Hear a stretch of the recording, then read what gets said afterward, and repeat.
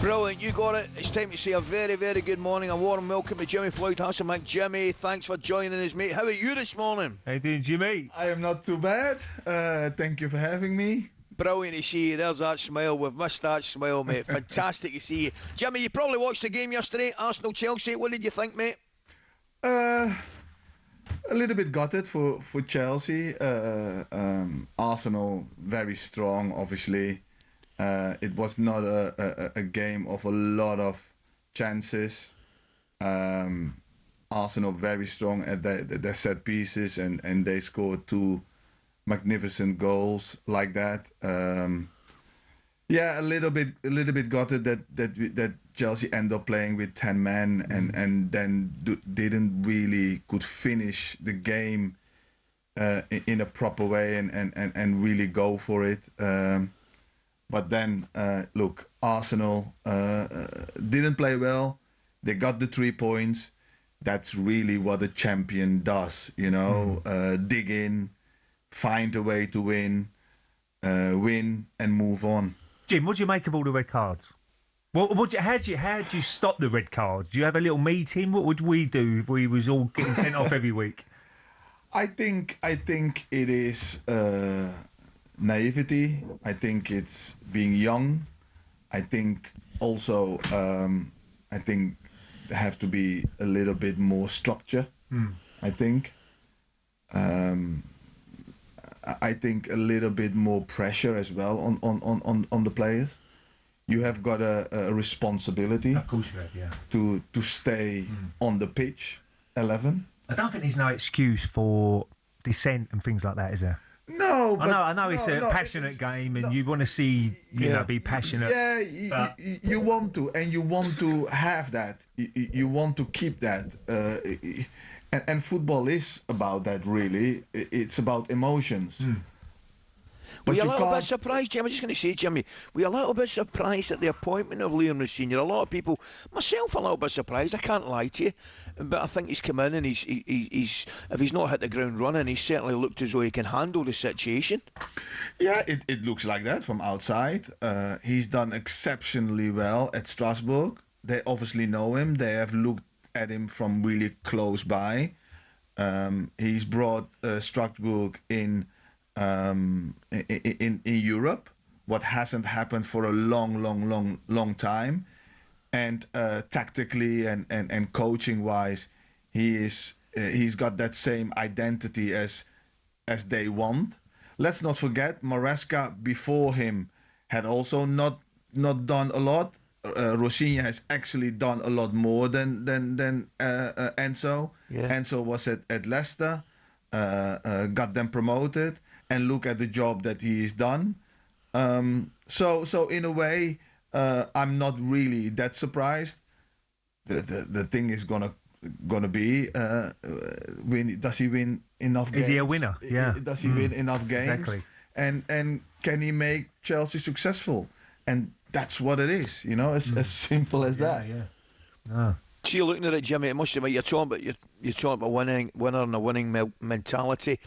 There's obviously a lot of question marks over Arsenal this season, who have been absolutely terrific. I mean, I think they've hardly put a foot wrong. You can argue 2-0 up at Wolves. I get all that, but all in all, they've had a fantastic season so far, but don't have anything to show for it. Here's one for you, Jimmy. How important is the League Cup final mentally for Arsenal? In terms of, I reckon my own opinion on it is, I think it would have a bigger mental effect on Arsenal not winning that League Cup than it would Manchester City for some reason, because they've been over the league course and distance before. I think if you put those teams together, Man City they look, and the feeling that I get is that Man City is calmer. Yeah, there is not as much pressure on Man City. On Arsenal, there is so much pressure, and you can see at times that they are playing with the handbrake on, even though they are absolutely magnificent. So if they lose that final, I think it will affect them a lot more than Man City. If they win, I think that they will gain so much confidence from that, and I think they will play a little bit freer. What do you My think, Ray? opinion. Is that a fair point? Yeah, absolutely. I think it's a massive game. Yeah. You know, this will be the first trophy they've won as a group of players, isn't it? So you know what it's like. It's so difficult sometimes to win that first trophy. But you look at Manchester City and they've got players got so much experience. I mean, I remember the first title I won, 98. I looked around our dressing room. We had Tony Adams, we had Lee Dixon, Winterburn, Nigel Boldy, who've all won trophies before, and they knew how to win a trophy. So it's a massive advantage. We got Rodri and Bernardo Silva and all these sort of guys in the dressing room. They are very experienced, but they are going to totally something different than how they have won it before. If you remember when they were so dominant and they were winning 1-0 or 2-1s, he would not make a substitute. He would not change it. Or he would put another striker on. Now it's the other way. He's putting another defender in. Yeah. You know, he's putting another defender in, and he's going 5 at the back in the last 4 or 5 minutes. Yeah. What back in the day would never happen. I know, mate. You know, It's a good point. So they experienced it in a different way as well. You know, even though they're looking so calm and all that kind of stuff. Jim, there's a lot of listeners have obviously been on because we've obviously been promoting the fact you've gone on, and they've all been sending their questions in. Here's a quick one from Lee, the Chelsea fan, Jimmy. He asks you whether you think João Pedro or Liam Delap are good enough to fire Chelsea, if not to the title, but close to the title in Champions League. I think Delap can be a top striker. He needs work. He needs confidence. He needs somebody to help him and coach him and calm him down, because at times you see he's making too many free kicks and stuff. For João Pedro, he's a totally different player. Yeah. If you look at the battles yesterday with him and Gabriel, I expect him to be a little bit stronger, a little bit more holding the ball up and win that battle. But then on the other hand, his best position is number 10. And he's a brilliant finisher. So he's not an out and out number 9. And there is where Chelsea have to play a little bit different if they're going to play with João Pedro. Is he a little bit like Havertz in that respect, Jimmy? A little, yes. That's a good comparison. Yes. Well done, Ellie. 5 years have we waiting on that, mate. That time, Ellie. And on that note, Jimmy, I'm going for a cup of tea and a break. Stay with us, Jimmy. Thank you very much, mate. This is from Nick. He asks, if an Englishman were to be the first Ballon d'Or winner since 2001, then who do you think it would be, Jimmy? Would it be Declan Rice or perhaps Harry Kane? If neither, who do you think deserves to win it this year? Oh, this year? An Englishman. I think Declan Rice has been more or less perfect as he can be over the whole season. But then, if you look at what Harry Kane is doing in Germany, it's just ridiculous. So either one of the two for me is good for me. It's funny, Jimmy. I mean, goal scorer yourself. I mean, I'm the same as you, mate. I look at Harry Kane. Now, I didn't doubt for a minute, Jimmy. I didn't doubt for a minute that he would do well. However, it's just remarkable what he's achieving out there. Absolutely remarkable, mate. Yeah, but you know what is the thing about Harry? Harry, when he scores, he has so much hunger to go and score again and again and again. He loves it so much. And I think the football that he's getting at the moment, you know, he's dropping in the midfield, he's getting more on the ball. I think he's enjoying himself so much that he's just loving it, and everything is coming off of it now. And he's one of the best finishers I've actually seen Brilliant. Left, right, headers. The lot. Yeah, the lot. What do you think, Jim, of the English squad? Obviously, you was with Gareth at the training, and the quality we have is unbelievable, isn't it? The English team. Yeah, ability-wise, I think you're up there with all the big countries. You know, it's getting the experience and the know-how and the calmness and being able to deal with the craziness of the English press and the ex-football players like you. Well, yeah. What can I say, Jimmy? Let's go to another break. Jimmy, tell me, mate. I look at that England squad, and I've got to be honest, mate. It's as good as a squad as any time I can remember. Right? I look at it, fantastic talent, absolutely fantastic talent. For me, there might be one or two question marks defensively. I think the goalkeeper's excellent. And by the way, what a save. What about his save at the weekend? That was nothing short of ridiculous. What do you think it's going to take, Jimmy? Because England have been very, very close. What's the one little thing they're missing to get them over the line in a major tournament? Is it luck? Is it a bit of skill? What is it? I think things have to fall in place. I think ability-wise in every position, and I don't agree with you, Ali, on defensively. You have got really good defenders. Yep. And good footballers in there. It's getting the balance right, and that might be that you have to drop one big name.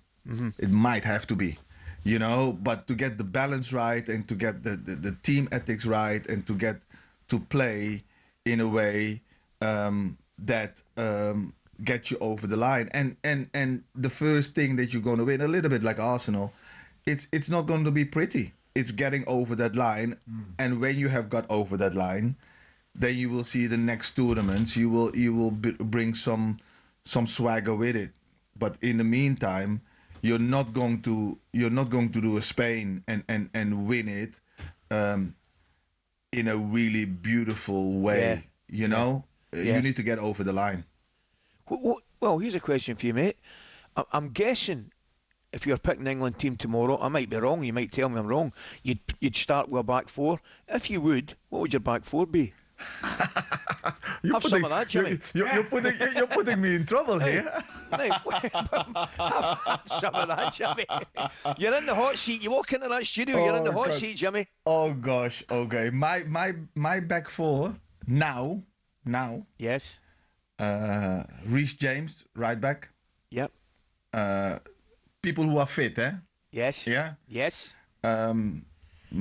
I love John Stones, but he's injured, so I would go with Gahey, and it would be Maguire or Ezra. Yes. One of the two. I don't know yet which Maguire, one. certainly got.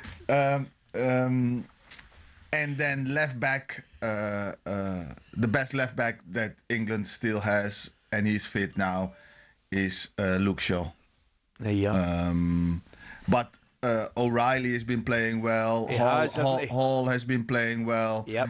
And then Livramento, who is injured, I would definitely take. You know, so it's a strong defence. I tell you what, Ali, that was the easy question, but about the Jimmy, behind Harry Kane, who'd you pick?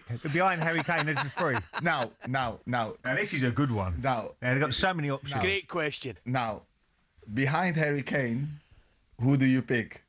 Yeah. Oh gosh, mate, you can't ask me that. Do you know something, Jimmy? I'll tell you right now. I'll give you my opinion on it. Saka on the right. Yeah. Saka is for me. That number 10. 10. I think when you asked me that question earlier about Harry Kane and Rice, Ballon d'Or, I think Saka would be very, very, very close behind them, or in that group, in that same group. That's how much I think of him. They've got some talent in that 10 though as well, Jimmy. I mean, right, I've got to say to you, Rodgers? I think Morgan. I might be wrong. I just look at Thomas Tuchel and I think if there's a big game tomorrow, I think he starts Rodgers. So but do you I. think of the talent you've got in there, whether you could play Bellingham, Rodgers, Cole Palmer, Foden.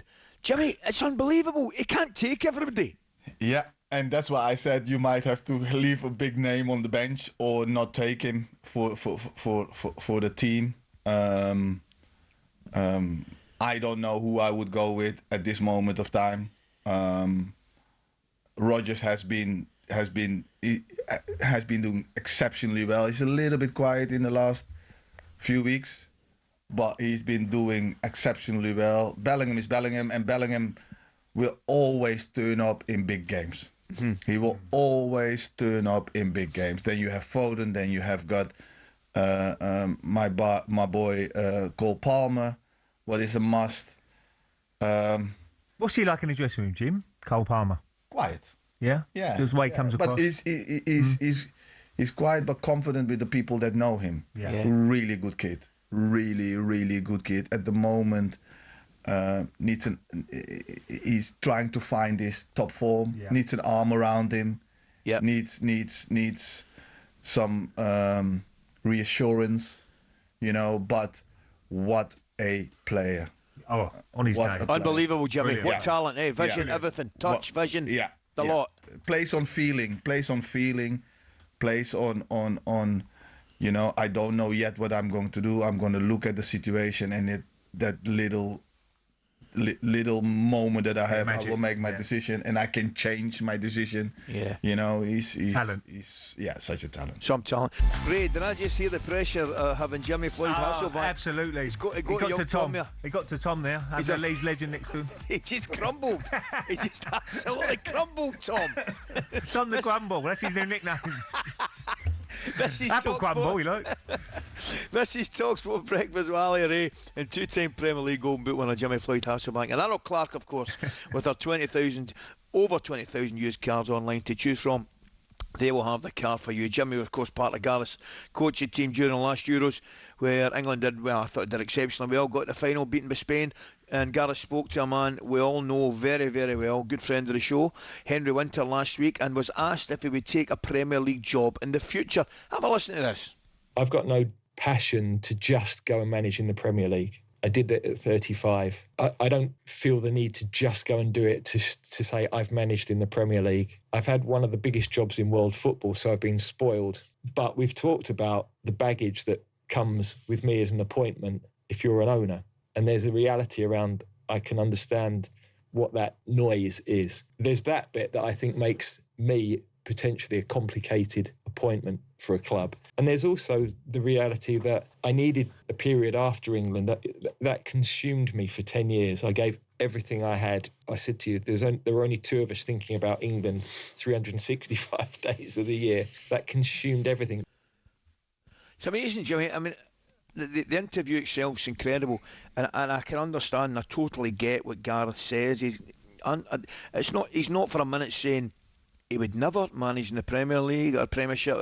He would never do that. Or he wouldn't want to take part. But he understands it, and he's got no real passion to do it right at this moment in time. Can you see here where he's coming from, Jimmy?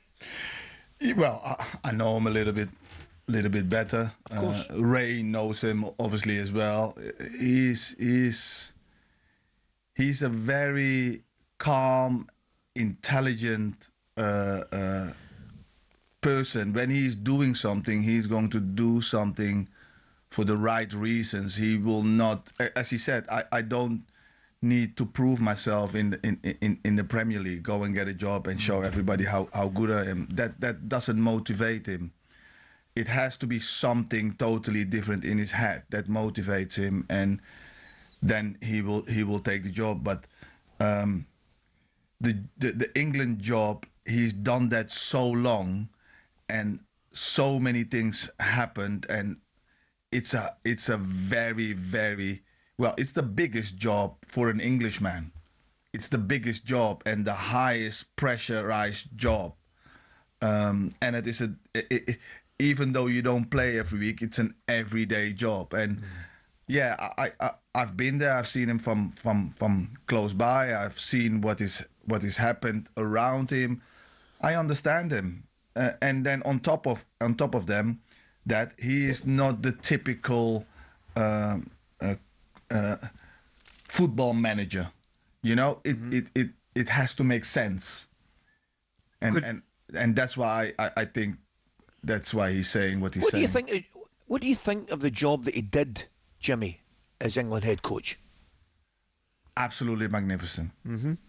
If you have a look when he took over from, if I'm right, from Sam Allardyce, with everything that happened. The England squad was divine. It was totally based on several individuals and groups and people who didn't like each other and players who didn't want to play for England. He's brought that all together. He's made them a unit again. Yeah. And from that, they could compete in tournaments, and they always competed. You know, two finals, one semi-final, a final outside of England, what has never happened. Yeah, you can say, but he didn't win anything. No, the platform is set now. He's made his steps, and now it's for somebody else to finish it off, hopefully. But he's done an absolutely magnificent job. Brought lots of players too. Played good football when we could. People forget very quickly when he took over where England were. Where they were. You know. And then when you become successful, they expect more. And that's just how football is. Yeah, I mean, he's got togetherness of the players now. As a player, when you played, Jim, who was your manager you loved to play for? You had quite a few probably in your career. Thinking back now, who I loved to play for was Guus Hiddink, because he was amongst us. He was one of us. The boys. Yeah. But the best one for me was George Graham. You know, because he was so tough on me. He was so hard. You've been there. He had that swagger, and he was like... He'd find me every other week. Yeah, me as well. So, but he kept me... We paid for his ass. He kept me on my toes. Oh, yeah. And that's what I needed. Hard. That's what I needed. Isn't that amazing then, Jimmy? I mean, what... It must be very difficult to get the balance then, because you mentioned two guys there that some people would say are completely polar opposites. Yeah, they are. Yeah. Guus Hiddink, and yet both of them get through to you, and both of them helped you in your career. Yeah. But if there was no George Graham, there wouldn't have been a Hiddink. Yes. You know, so George Graham got me from Portugal, molded me a little bit, called me all sorts of names in the dressing room when it was still allowed.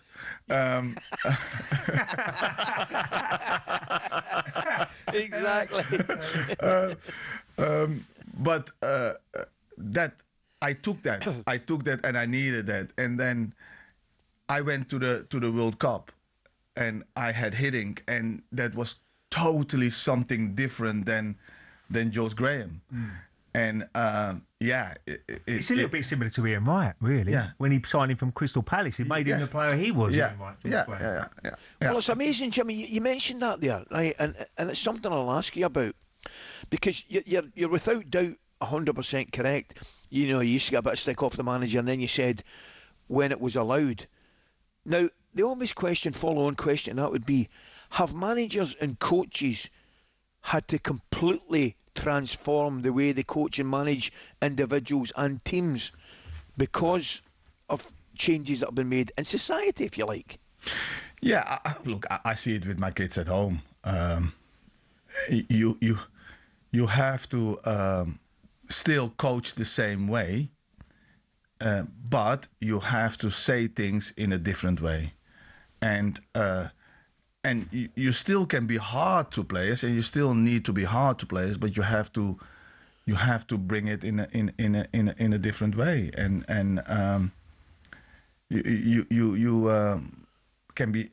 I'm a straight person. I've never liked when I was playing a manager to be not telling me the truth. Yeah. So I would always want to tell my players the truth, but you have to find the right way how to say that, and in that sense, we all had to change a little bit and put a little bit water with the wine.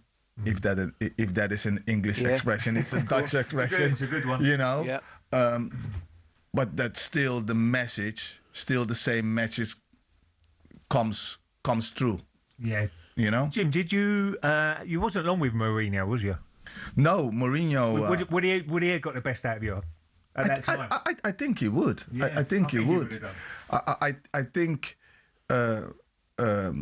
he saw me obviously playing, and I think he thought I was a totally different character than I was. You know, so he didn't speak to me when he came to Chelsea. It was the chief exec that called me. I forgot the name. Peter Kenyon.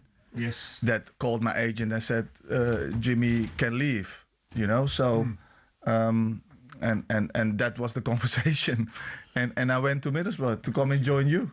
Yeah. And was that it, Jimmy? There was no personal contact at all. No. That's amazing. No. See, that surprises me. No personal contact. That surprises me, and to a certain degree, I'm not privy to it, but it disappoints me a little bit as well, because what you were just telling Ray and myself is something that we think should be a guarantee from any coach or a management, and there's that conversation, upfront honesty and conversation. So that surprises me, mate. No conversation whatsoever. The only conversation was Peter Kenyon with my agent, and that was it. Brilliant. And who come in? Drogba come in, didn't he? He did, didn't he? You could have certainly competed with Drogba. And then Drogba came in. First year, we all know he struggled. We had a good first year. We had a good first year. I had a good first year at Middlesbrough. You did. We finished. I think we finished sixth or seventh. Sixth or seventh. What was the highest ever that we finished with Middlesbrough? I think I scored 18 goals that year. You and Mark Viduka up? Yeah, me and Mark. Brilliant. Yeah, it was brilliant. It was really good. Some partnership, that boy. I'll tell you what, they had some players Middlesbrough. You better believe it. Ali, Mark Viduka was a hell of a striker. Oh, hell of a. If he wanted to turn it on, he was unplayable. Yep. If he fancied it that day, yeah, he honestly he was on. You know, you're laughing because you know it's true. It's great fun as well. It was great. I'll tell you how good he was, Jimmy. I couldn't wait to see the back of him at Celtic, right, mate? Jimmy, I'd have driven him down to Middlesbrough myself, mate. Brilliant, pal. Well, listen, we're going to ask you about the current form in the top flight, your old club Leeds, Manchester United. Plenty to talk about coming up. Stay with us. We've got the last 50 minutes of show coming. Okay, Murray, the Chelsea fan's been in touch. Jimmy says, thank you so much for scoring so many goals against Tottenham. 12 and 11, by the way. Was it 12 and 11, Jim? That's impressive. He asked, do you hope Chelsea can relegate Spurs in the penultimate game of the season? No love lost there, Jimmy. I tell you what, though, I didn't know your record. I knew your record was good, but that's a sensational record for a derby game like that, isn't it? Yeah. Here and there, I surprise some people, Ali. Here and there. No, never, mate. No, but it's just one of those things. You know, you always have a club that you are doing well against, and unfortunately for the Spurs fan, it was against Spurs. Even against even for Leeds, when I was at Leeds against Spurs, I would score a few goals and stuff. So I've got Spurs at a good place. You would like to see him go down, Jim? No. To be honest, I don't want them to go down. It's always good games, isn't it? Chelsea, Spurs. And the size of the West club. Ham Spurs, Arsenal Spurs. The size of the club, the history of the club.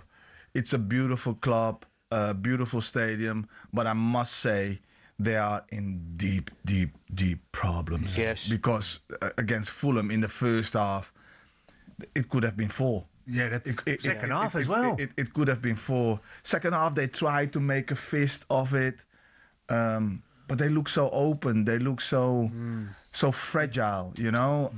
You must be really pleased with Leeds as well. No, I love where Leeds is. Well, what their supporters are unbelievable. Incredible, eh? Oh, One of the best. Ellen Road, the atmosphere there. playing there, it was like Playing tough. there, you know, it's a one city club. They love their players. They're They in, love they're their in every players. game, Jimmy. I mean, the Arsenal game aside, where they kind of lost heavily a little bit at home, you know, that can happen. But every game they're in, and they look as though they've got.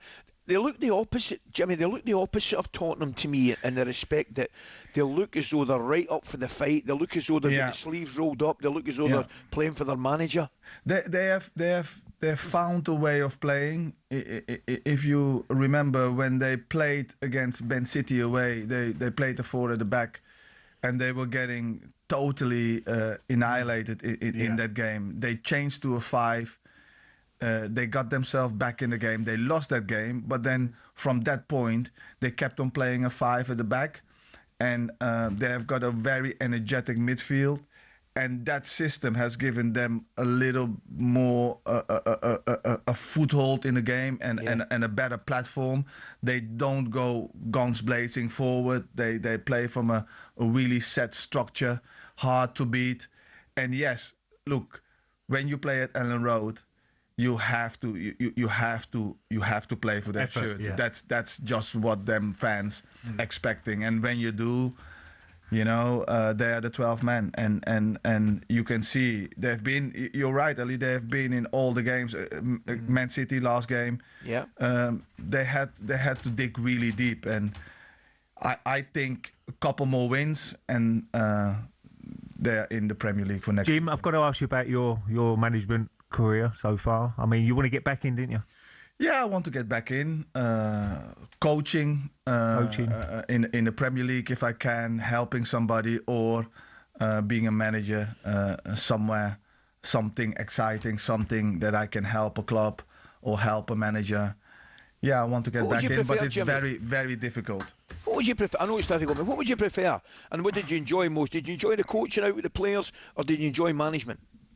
Both, actually, Ali. It's totally different. Yeah. It's totally different, but I really enjoyed my time coaching with England, because you can be amongst them, you can be a little bit freer, you can have a laugh here and there, and as a manager you can have a laugh as well, but you have to keep your distance a little bit more. So it's both. It's both. Love it both. It's great. And listen, and another one, ex-Middlesbrough, when I talk to you very quickly, Michael Carrick. What a turn around Manchester United, Jimmy. I think Michael has been very smart. He has learned from his time at Middlesbrough, and what he has done really well. He's brought Steve Holland with him. Yes. Yeah. Just to give him some kind of guidance here and there. I think it's still Carrick's decision, but to give you a different idea, and if you look at the team, you know, they have a base, and they have a way of playing, and the energy is totally different in the team, you have to say to Carrick, well done of bringing, you know, Steve Holland in and getting that experience, but also give yourself a lot of credit as well by being so calm and giving the players that confidence. Jimmy, what with the World Cup? Well, we're getting into the last couple of minutes, mate. I can't let you go without talking about World Cup. Your own country, Netherlands. I would imagine you'll be wanting to avoid Scotland at all costs, mate. I would be very happy with a final, England against the Netherlands, and then they can fight it out. Brilliant, mate. I tell you what, you've got some good talent though in your side, haven't you? Particularly at centre back, you've got some good players, eh? For a change, and it has been different in the past. we have got really good defenders, really good midfielders, but the forward players are not as flamboyant and as I wouldn't say good, because that is not fair, but not at the highest level as it has been in the past. But look, if the Netherlands can keep clean sheets, they will always score a goal. Are you just going through a wee phase, do you think, Jimmy, in terms of not producing? I mean, if I'm going to be brutally honest, mate, you as a country have been spoiled rotten with some of your forwards. When I think about it, Dennis, who you know better than me, Ray. Yeah, you can go all the way back to Cruyff, but even Van Basten, Hullet, boys like that. Are you just going through, or is it unfortunately that they're going to be judged against those guys? Yeah, and that is the thing, isn't it? We always have had really great forward players. You had the Kluivers, you had the Van Persie's, you had Van Nistelrooy, you had Sneijder, you had Overmars, yes, so on, and always really good wide players. And at the moment, we don't have them, so we need to find a different way. But we do have the Van Dijks, Van de Ven, Ake, De Ligt, Timber, De Jong, so on. So in that aspect, we are solid. It's getting the forward play a little bit more exciting. Final question, Jimmy, and then you can have the rest of the day off, mate. You've got your last pound in your pocket, mate. Who's winning the title, Arsenal or City? I think Arsenal. I think City will not win all their matches. I don't think that Arsenal will win all their matches, but I also don't think that City will win all their matches. I think overall the squad, especially when the Champions League is starting again, the squad of Arsenal is just phenomenal. Yeah, it's phenomenal, and I think they will see it through.